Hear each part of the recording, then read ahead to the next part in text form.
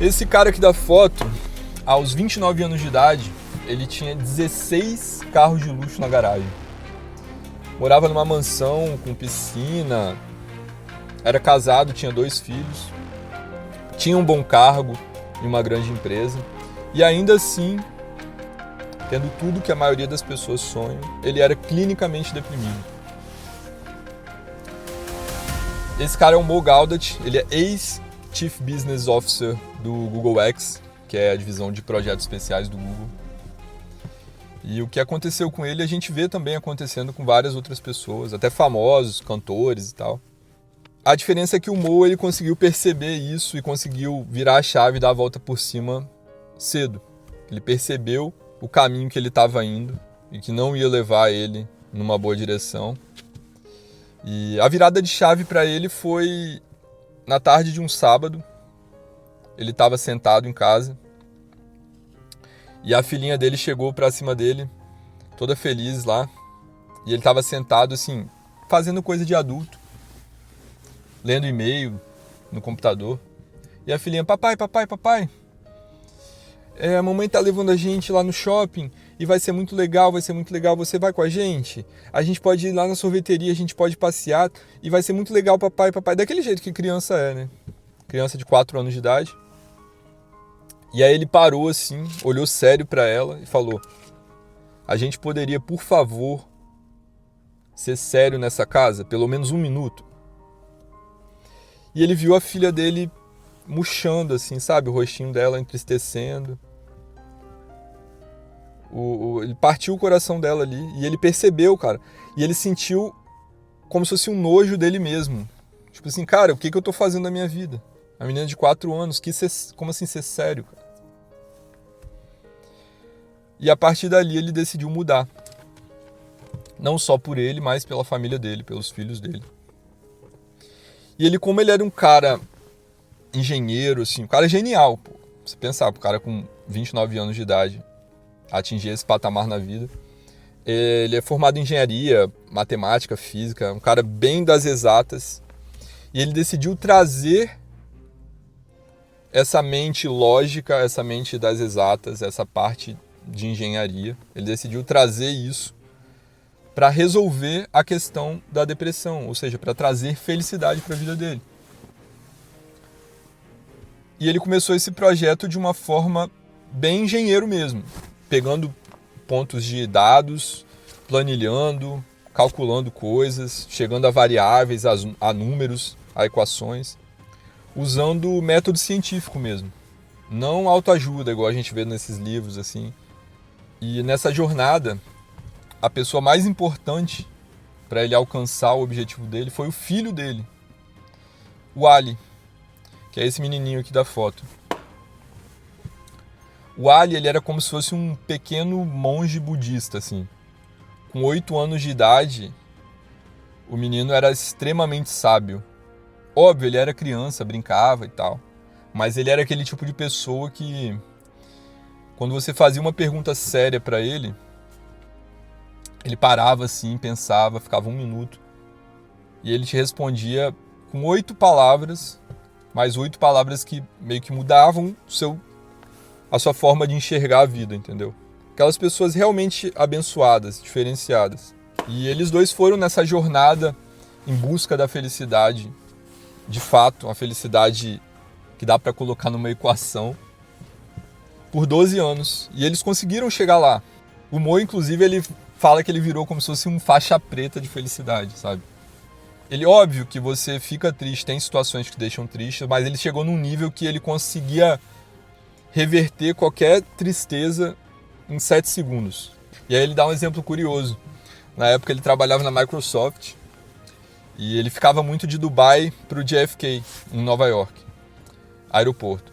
E isso foi depois do 11 de setembro, onde os Estados Unidos tinham aumentado muito a questão de segurança em aeroportos e tal, especialmente com os cidadãos do Oriente Médio, que é o caso do Mo, que é um egípcio. E aí, todas as vezes que o Mo viajava de Dubai para o JFK, ele era selecionado, aleatoriamente para inspeção, aquela inspeção mais séria, assim, que eles te dão um envelopezinho vermelho, 2 agentes te acompanham como se você fosse um bandido mesmo. 37 vezes seguidas, cara. Os caras pararam ele no aeroporto e faziam sempre as mesmas perguntas. Qual é o nome da sua mãe, de onde você vem, para onde você vai, qual é o seu motivo de estar aqui. E e o Mo tava sempre com aquele sorriso idiota no rosto, sabe? Tipo, depois do cara ter viajado 12 horas de avião, ficado 1 hora em pé esperando na fila, o cara tava tranquilo. Porque, óbvio, ele sabia que as pessoas estavam fazendo o trabalho delas.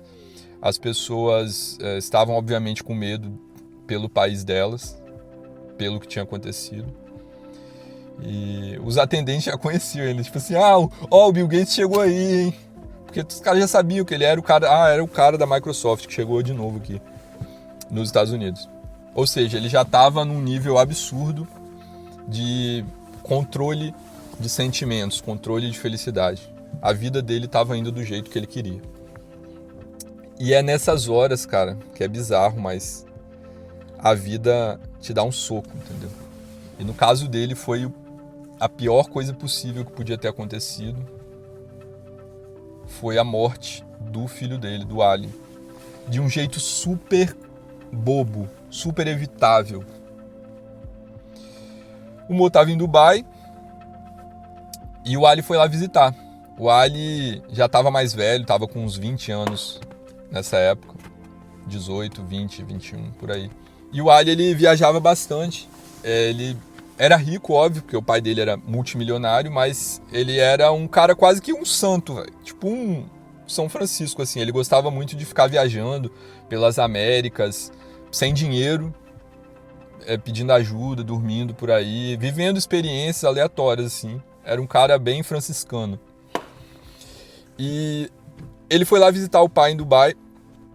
E quando ele chegou lá, ele ficou com uma dor assim na barriga e tal. Era apendicite, inflamação no apêndice. Tinha que fazer cirurgia. E aí o Mo levou ele pro hospital de carro. Chegou lá. Cara, a cirurgia de apendicite é um negócio simples. 10 minutos você faz a cirurgia, entendeu? Menos de 10 até. Tipo, o cara nem precisa te cortar. Só faz um furinho ali, laparoscopia e faz a cirurgia. E o Mo levou ele pro hospital. E nessa cirurgia aconteceram 5 coisas seguidas que acabaram culminando na morte do Ali. O Mo não entrou em detalhes, mas foram 5 erros médicos seguidos. E o Ali acabou morrendo novo, tipo assim, aos 20 anos de idade. O Ali morreu. E é óbvio, para quem tem filho, eu não sei se você tem, mas provavelmente a dor da morte de um filho deve ser a pior coisa que você enfrenta na sua vida. Não é para isso acontecer, não é para os filhos morrerem antes dos pais. É algo antinatural até. E aí logo depois que o Ali morreu, o Mo recebeu uma ligação do ministro da Saúde. O Mo era muito bem conectado, tá, com pessoas importantes. Ele abriu metade dos escritórios do Google espalhados pelo mundo. O ministro da Saúde ligou para ele e falou: cara, a gente pode fazer uma autópsia mais detalhada e tal, descobrir o que aconteceu para punir as pessoas, não sei o quê. E aí o Mo olhou para a esposa dele assim e falou: e aí, amor, topa? Ela olhou e respondeu: vai trazer o Ali de volta? E ali naquele momento, eles cruzando os olhares ali, eles entenderam que eles passaram por todas as fases do luto e chegaram à fase de aceitação 4 horas depois do Ali ter morrido. E aí eles decidiram não viver presos àquela culpa. Óbvio que tem pensamentos intrusivos. O Mo conta que nos próximos dias ele ficou pensando muito sobre a questão dele ter dirigido o Ali para aquele hospital. Ele podia ter levado o Ali para outro hospital. Mas em alguns dias só, ele fala que foram couple of days, tipo assim, uns 2 dias, esses pensamentos saíram da cabeça dele e ficou aquele silêncio. E foi aí que a filha do Mo ligou para ele. E a filha do Mo ligou para ele e falou um negócio muito importante que mudou radicalmente a história de vida do Mo. Ela falou assim: papai, 2 semanas atrás o Ali me ligou e ele falou que ele tinha tido um sonho muito legal e que ele precisava me contar esse sonho. Ele falou para mim assim: irmã, eu sonhei que eu estava em todos os lugares e dentro de todas as pessoas. E quando o Mo viu aquilo ali, ele entendeu, cara. Ele entendeu que o Ali, ele não queria voltar para esse mundo. Ele não estava triste pela morte dele. Ele estava num lugar melhor, de fato. E o Mo falou em voz alta, assim, pro Ali: considere feito. E aí ele iniciou o projeto dele, que é de levar inicialmente era 10 million happy, era 10 milhões de pessoas felizes, mas o negócio deu tão certo que é 1 billion happy agora, é 1 bilhão de pessoas felizes. E a partir dali ele decidiu espalhar essas ideias que ele desenvolveu junto com o Ali. Ele tinha as anotações ainda, mas ele nunca parou. O cara trabalhava no Google, não tinha tempo para nada, não tinha como escrever livro, não tinha como fazer conteúdo. Ele só foi deixando para lá. Já tinha uns 2 anos que eles tinham finalizado essa questão da felicidade. E aí ele parou tudo na vida dele e decidiu espalhar essa ideia da felicidade, a ideia do Ali. E é isso que eu estou trazendo para você aqui nesse vídeo, a equação e como você pode ser mais feliz com atitudes concretas, científicas, que podem te trazer mais felicidade, que vão te trazer mais felicidade. E aí ele colocou essa meta de 10 milhões, começou a escrever o livro, 4 meses direto escrevendo o livro, lançou o livro, publicou, tudo começa a se encaixar, cara. Quando uma coisa é para dar certo, ela dá certo, tudo começa a se encaixar. Ele achou um publisher em Nova York que publicou o livro e 2 semanas depois da publicação do livro, ele deu uma entrevista na BBC, que inclusive no Channel 4 da BBC aqui na Inglaterra, que foi a entrevista mais vista da história do Channel 4, falando sobre felicidade. E aí ele até conversando com o CEO lá da BBC, o cara falou: pô, a gente postou e tal a entrevista e a gente posta tanta notícia ruim para dar cliques, para gerar cliques, e aí justamente quando a gente falou de felicidade foi o vídeo mais visto. É curioso isso. E aí ele já tinha atingido 137 milhões de pessoas 2 semanas depois da publicação do livro. E agora a gente entra, depois de você entender um pouco melhor a história do Mo, a gente entra na questão da felicidade em si, da equação da felicidade. Primeiro, a gente precisa entender que a felicidade é um negócio extremamente previsível. Você pode ter algumas atitudes que vão te trazer felicidade. Você pode escolher ter essas atitudes. E a mesma coisa é o contrário também. Você pode escolher atitudes que vão te trazer tristeza, angústia, emoções ruins. A felicidade ela não vem do evento em si. Um evento traumático, um evento que te deixa triste. O evento por si só, ele não é inerentemente nem bom nem ruim, tá? Um exemplo bom é a chuva, por exemplo. A chuva por si só não é boa nem ruim. Para uma pessoa para um agricultor, por exemplo, o cara tem lá a plantação dele, já não chove há 2 meses, se ficar mais um dia sem chover, ele vai perder tudo. E aí cai aquele chuvão e molha toda a plantação e o cara consegue colher a lavoura dele e tal, não perde a lavoura. E ele fica muito feliz, aquela chuva para ele, o cara sai de dentro de casa e dança na chuva, de tão feliz que ele tá. Ao mesmo tempo, essa mesma chuva que caiu ali na lavoura e deixou essa pessoa extremamente feliz, quando ela cai numa cidade, numa região que alaga bastante, aí vai lá e enche 1 metro de água dentro da casa da pessoa, a pessoa perde tudo numa enchente. E é o dia mais triste da vida daquela pessoa. Ou seja, o evento chuva é o mesmo, o que mudou é a percepção do evento e a expectativa que você tinha em relação ao evento. E é aí que entra a equação em si da felicidade, que você pode escrever ela e você pode aplicar ela em qualquer tipo de situação. A felicidade, ela é maior ou igual à percepção que você tem de um evento, menos a expectativa que você tinha daquele evento. O evento em si, ele é neutro. A gente pode pegar, por exemplo, a natureza. Por que as pessoas geralmente são muito felizes na natureza? Porque a natureza ela sempre vai de encontro à nossa expectativa, cara. Quando você está, por exemplo, numa praia, quando você está caminhando numa floresta, você já espera aquilo. Você não vê ninguém chegando na praia, olhando para a praia e falando, caramba, que merda, eu queria que a praia fosse silenciosa, que a onda não fizesse barulho. Não existe isso. Você sabe, você já espera que as ondas façam barulho. E aí a sua expectativa vai de encontro com a sua percepção. Você fica feliz. Para resumir, a felicidade, ela é aquela paz, aquela tranquilidade que você sente quando a vida está acontecendo do seu jeito. Quando as coisas estão indo do jeito que você aceita, do jeito que você espera. Não necessariamente é de um jeito bom ou de um jeito ruim. Tem pessoas, por exemplo, que são muito felizes com pouco. O cara já espera pouco, e aí ele consegue aquele pouco que ele espera e ele é feliz assim, cara. E ao mesmo tempo tem gente que tem tudo e é infeliz. É o próprio caso do Mo, que tinha tudo aos 29 anos e era infeliz. E é curioso que a gente vê isso espalhado em várias situações. Por exemplo, as novelas da Globo. Os caras sempre colocam o rico como um cara malvado que quer queimar a floresta para fazer um condomínio. E o cara tem doença na família. E o cara não sei o que, é bravo. E aí os pobres são todos felizes lá na favela. Tudo colorido, samba, churrasco todo dia. Eles gostam de ressaltar bastante essa questão.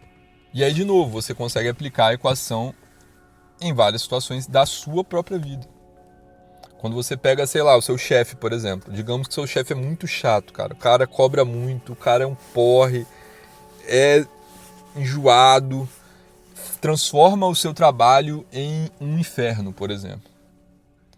Uma linha de atitudes é você ficar reclamando e ficar puto de ir pro trabalho todo dia e ser uma pessoa triste, porque o seu trabalho é ruim por causa do seu chefe. A outra linha de como você vai lidar com isso é você, primeiro, alinhar as expectativas. Você estava esperando que o seu chefe fosse gente boa? Quem falou para você que chefes são gente boa? Geralmente o chefe ele é chefe porque ele é chato, porque ele cobra, porque ele é um saco. Primeiro vai aí, alinha um pouco a expectativa. Segundo, beleza, o chefe é chato. E ok, eu aceito, chefes são chatos mesmo. Como que eu vou lidar com isso? Tem alguma coisa que eu posso fazer para lidar com isso? Tem. Eu posso aprender a habilidade de lidar com o chefe chato. Ou seja, eu tomo uma atitude em direção a essa coisa que está acontecendo de negativo na minha vida. Para melhorar. Eu não fico só passivo esperando a coisa melhorar, entendeu? Relacionamentos também são um bom exemplo. Digamos que o seu parceiro falou um negócio para você que você ficou chateada. Falou na sexta-feira à noite, ele falou com você. E aí passa o sábado, passa o domingo, fica aquilo lá na sua cabeça. Seu cérebro fala para você assim: ele não me ama mais. Cara, se você parar para pensar, você tirou da sua cabeça isso. O que aconteceu foi um fato, igual a chuva. Ele falou algo que te chateou. Mas a partir daí, toda a conclusão que você tirou foi da sua cabeça, entendeu? Como é que você resolve isso? Em vez de você ficar quieta, sofrendo, sendo triste, você se pergunta, como eu posso resolver isso? Primeiro você se pergunta se isso é verdade. É verdade? É. Tá, como eu resolvo? Manda mensagem pro cara, fala, ó, vamos conversar, o que você falou me chateou. Isso às vezes acontece, realmente. Às vezes a pessoa o cara tava estressado com alguma coisa que não tem nada a ver com você, mas o seu cérebro criou uma história na sua cabeça mirabolante. E sim, realmente tem algumas situações que não tem jeito, que é um trauma muito grande. Igual no caso do Mo, por exemplo. O filho dele morreu. Não tem volta, não tem conversa. São uns traumas que moldam quem você é, entendeu? E mesmo com os traumas, é interessante, porque, por exemplo, o Mo, ele fez um experimento com milhares de pessoas, onde ele ia lá e perguntava, era o experimento como se fosse a borracha mágica, assim. Ele te dava o direito, te dava a oportunidade de você apagar um evento traumático da sua vida. E aí ele perguntava para a pessoa, cara, se você pudesse apagar da sua vida aquele evento traumático. Mas ao apagar o evento, você ia apagar também todas as coisas boas que aconteceram na sua vida. Desde então, tipo assim, todas as pessoas que você conheceu na sua vida depois daquele evento, por causa daquele evento. Todos os lugares que você conheceu, todas as experiências, você ia ter que apagar tudo. Ainda assim, você apagaria o evento traumático? Quase todo mundo, 99,99% das pessoas não apagariam o evento traumático. Porque o trauma ele faz parte de quem você é. Por mais que ele seja algo absurdo. E na maioria das vezes isso é verdade, tá? Eu olho isso por mim mesmo. Por exemplo, eu ter pedido demissão do meu emprego aqui na Inglaterra, que eu já trabalhava há 4 anos, super bem, ganhava bem, tinha o respeito dos meus colegas de trabalho, e eu pedi demissão, voltei para o Brasil para ter meu filho e tal. Foi uma das melhores decisões que eu tive na minha vida, ter pedido demissão. Porque a partir daí eu comecei a trabalhar com o que eu gosto, eu tive tempo para minha família, para o meu filho, eu posso passar o dia com ele agora, eu trabalho de casa. Então com você pode ser a mesma coisa, se você parar para pensar nas decisões que na hora parecia um grande problema, tipo assim, cara, nossa, e agora, o que eu vou fazer? Depois de um tempo você olha para trás e você pensa que, cara, não era nada demais isso. Na verdade isso foi bom para mim, me fez crescer. E aí o Mo ele continua no livro, ele dá várias ferramentas para você conseguir elevar a sua felicidade e resolver esses problemas. E aí as principais eles chamam de os 6 e os 7, que são as 6 grandes ilusões e os 7 pontos cegos. Eu não vou falar sobre cada um aqui, porque senão esse vídeo ia ter 2 horas, mas eu vou dar uns exemplos para você entender do que se trata. Uma das grandes ilusões se chama tempo. É o tempo. A gente costuma sempre a viver no tempo errado, a priorizar o tempo errado na nossa vida. Sempre é o passado ou o futuro, nunca o presente. E é curioso porque, de novo, o Mo fez uma pesquisa, ele gosta muito de coletar dados, planilhar e ver na prática as coisas com números, com gráficos. E ele percebeu que de todas as emoções humanas, as emoções negativas sempre elas estão deslocadas no tempo. Ou elas estão no futuro ou elas estão no passado. E as emoções positivas, elas estão quase sempre no presente. Ou seja, se você está ansioso, você está nervoso, às vezes é por uma coisa que nem aconteceu, cara. Tipo, caraca, daqui a 2 meses eu tenho que pagar tal conta e eu não sei de onde eu vou tirar dinheiro e o que eu vou fazer. E aí você fica ansioso com aquilo.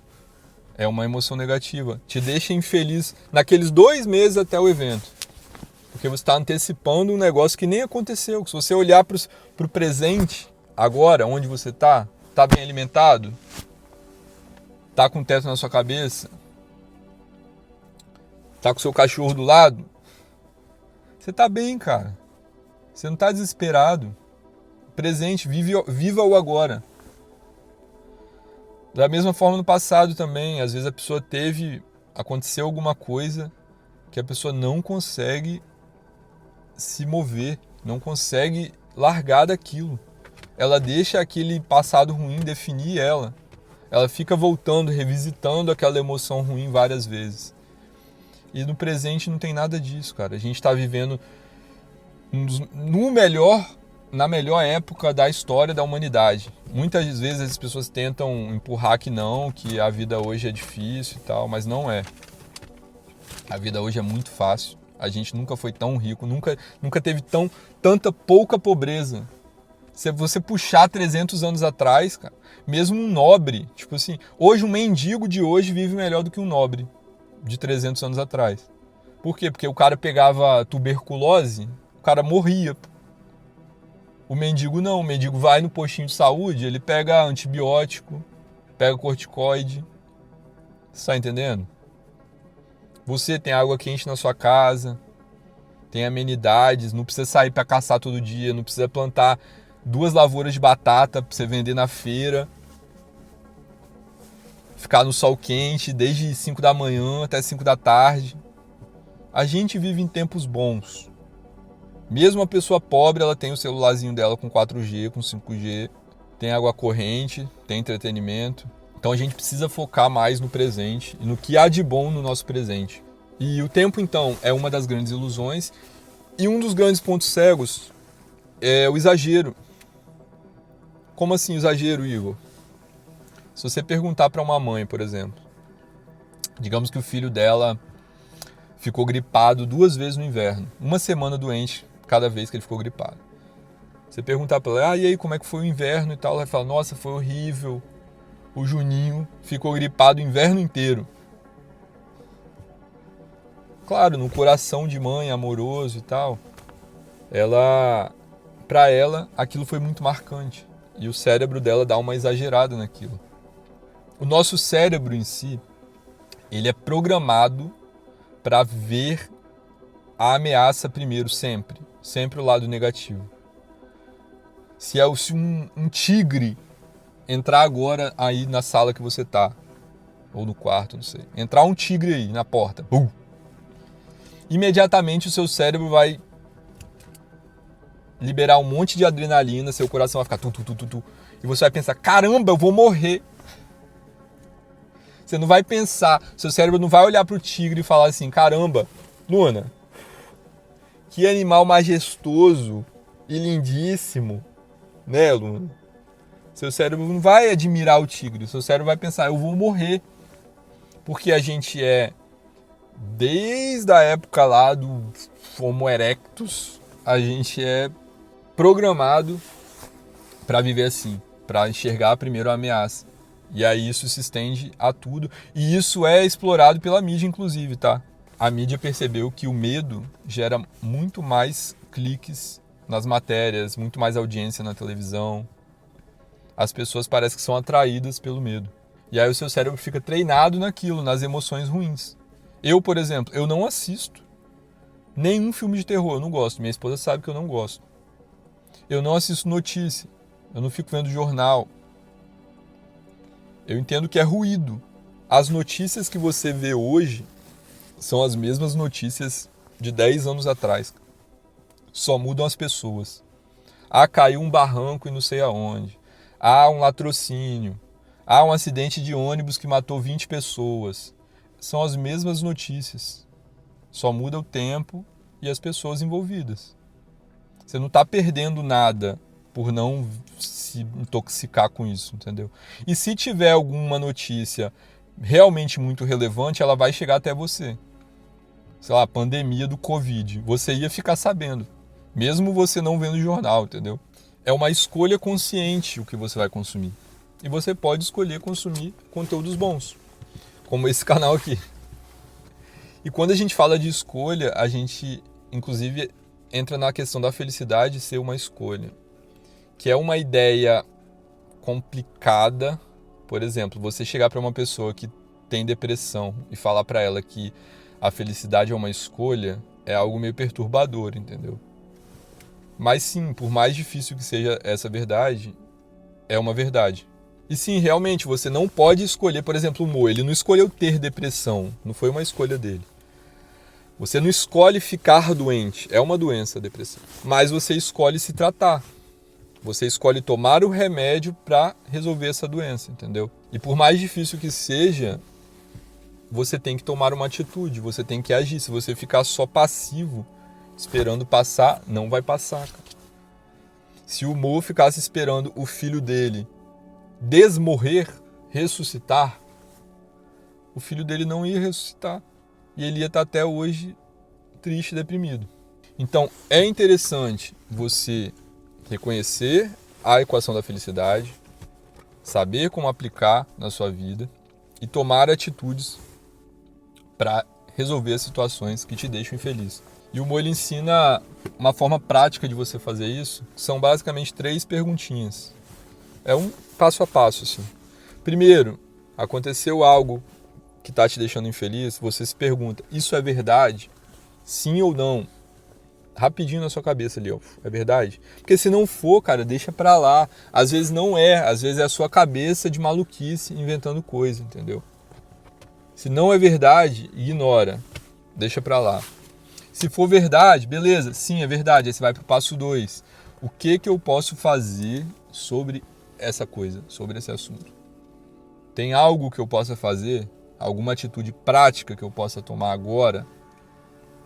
Sim ou não? Sim, vai lá e toma atitude. Não. Terceiro passo, aceitação. Nada que você fizer vai mudar o que aconteceu. Ou vai mudar o que vai acontecer. Você precisa entender que você precisa aceitar e precisa seguir em frente. Porque o seu luto, a sua tristeza, a sua depressão não vai te tirar do buraco. E não vai desfazer o evento que te colocou aí. A gente precisa sempre lembrar que o nosso cérebro, ele é um órgão, igual o coração, igual o fígado. O coração, a função, ele bombeia o sangue.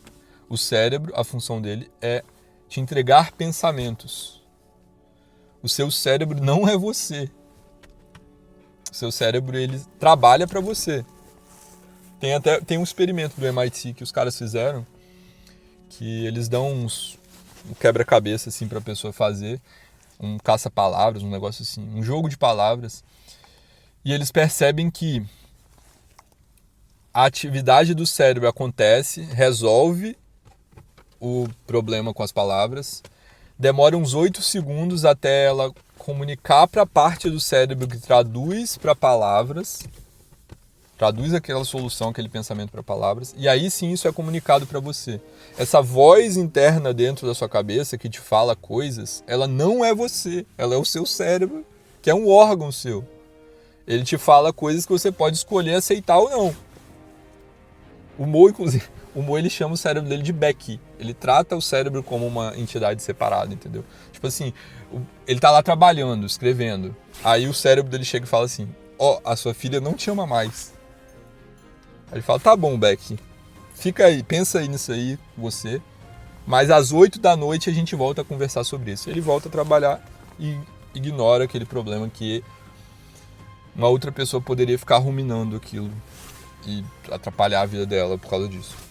A gente precisa sempre aprender a colocar o nosso cérebro no lugar dele. E a gente melhora o nosso cérebro com treino. É igual treinar músculo, entendeu? Só que no cérebro se chama neuroplasticidade. Você treina o cérebro em vez de você treinar os seus braços, suas pernas. E aí a gente chega na ferramenta final, que pra mim é a melhor de todas. Ele dá várias ferramentas, mas pra mim a única que você... Sim, se você puder focar em uma coisa, foca nisso daqui. Gratidão.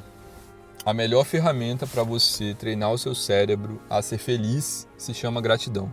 A gratidão, ela força o seu cérebro ativamente a buscar por coisas boas. A enxergar coisas boas na sua vida. E aí eu falo para você, pelo menos uma vez por dia, idealmente mais de uma, tá? Para, senta, fecha o olho e seja grato. Fala assim: cérebro, vamos ser gratos agora, vamos procurar coisas pra gente ser grato. E cara, isso funciona. Funciona assim de uma maneira absurda. Desde que eu comecei a aplicar isso na minha vida, a minha vida deu um salto assim. Meu filho, por exemplo. Eu tinha 29 anos, ia ter filho. E pô, vem as preocupações, cara. Caramba, eu preciso prover pra minha esposa. A minha esposa é dona de casa. Eu preciso prover pro meu filho. Eu preciso ser homem. Chegou a hora, e aí? E sempre vem as dúvidas. E cara, e vai, gratidão, trabalho, gratidão, trabalho, gratidão, trabalho. Em 1 ano desde que meu filho nasceu, a minha renda triplicou. E eu nem imaginava, cara, eu não tinha ideia de como fazer isso. Mas acontece, só acontece. Eu nem peço mais nada, entendeu? Eu só agradeço. Eu não peço nada a Deus, eu só agradeço. E eu treino meu cérebro com coisas boas. E eu quero que você faça isso também, tá? Se você chegou até aqui no vídeo e você ainda não tem esse hábito, comece esse hábito. Eu te garanto que vai mudar para melhor a sua vida.